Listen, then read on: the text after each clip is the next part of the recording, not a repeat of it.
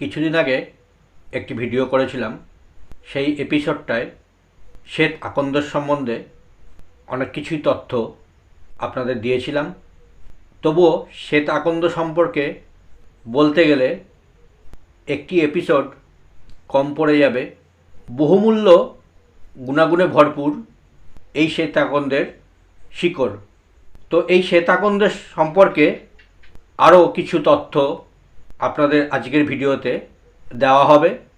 আগের ভিডিওতেও আমি বলেছিলাম যে এই শ্বেতাকন্দকে কিভাবে আপনারা সংগ্রহ করবেন, অর্থাৎ শেকড় কিভাবে কোন নিয়মে আপনারা তুলবেন।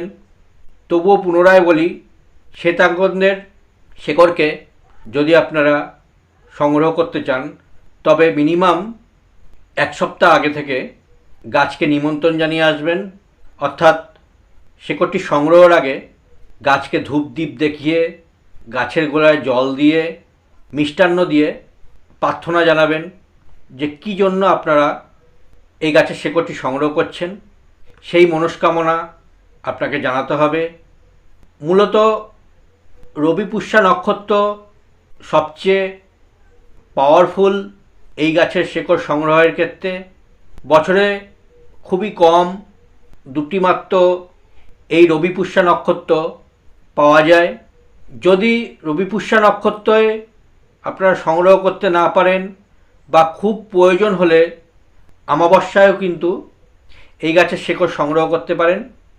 যেটি বললাম যে গাছের কাছে প্রার্থনা জানিয়ে, ধূপ দ্বীপ দেখিয়ে, মিষ্টান্ন দিয়ে, গাছের গোড়ায় জল দিয়ে এক সপ্তাহ ধরে আপনারা এই কাজটি করবেন। শেকড় যেদিনকে তুলবেন সেদিনকে নিঃশ্বাস বন্ধ করে পূর্ব দিকে মুখ করে এক নিঃশ্বাসে আপনারা শেকড়টি কেটে নেবেন। এবার সেই শেকড়টিকে কিন্তু সাদা চন্দন, সিঁদুর, গঙ্গা জল দিয়ে শিবকে স্মরণ করে ধূপ দ্বীপ দেখিয়ে পূজা করে নেবেন। এক্ষেত্রে আপনারা ওং নমঃ শিবায় এই মন্ত্রও কিন্তু শেকড়টি পূজা করে নিতে পারেন। এরপর যদি আর্থিক উন্নতির ক্ষেত্রে, যাদের আর্থিক উন্নতি আসছে না, টাকা পয়সা থাকছে না, ঠিকমতো টাকা পয়সা রোজগার করতে পারছেন না, সেই ক্ষেত্রে কিন্তু সাদা সুতোতে আপনারা পুরুষ হলে ডান হাতে, মহিলা হলে বাঁ হাতে বা গলায় ধারণ করতে পারেন।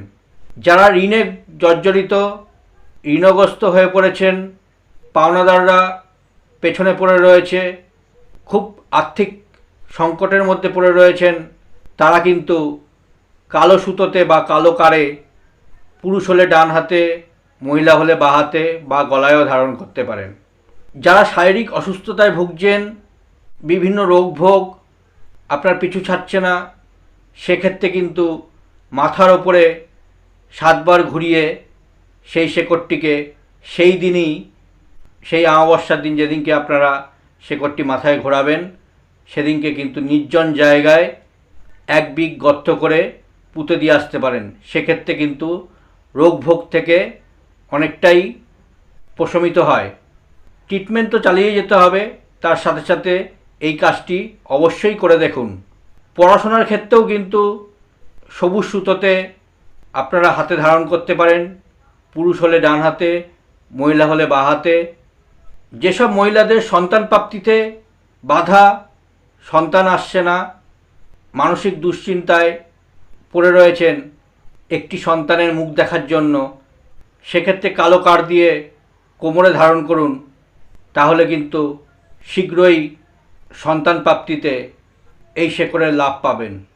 বিবাহের ক্ষেত্রে অনেকের বাধাবিঘ্ন থাকে, অনেক গ্রহদোষ থাকে, জন্মছকে বিভিন্ন অবস্ট্যাকেল থাকে। সেক্ষেত্রে কিন্তু সবুজ সুতোয় আপনারা এই শেকড়টি পুরুষ হলে ডান হাতে, মহিলা হলে বাঁ হাতে ধারণ করুন। সেক্ষেত্রে শীঘ্রই কিন্তু বিবাহের যোগ তৈরি হবে।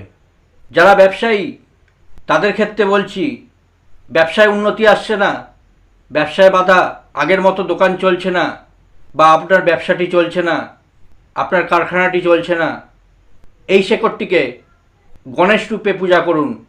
সেক্ষেত্রে অবশ্যই ব্যবসায় উন্নতি আসবে।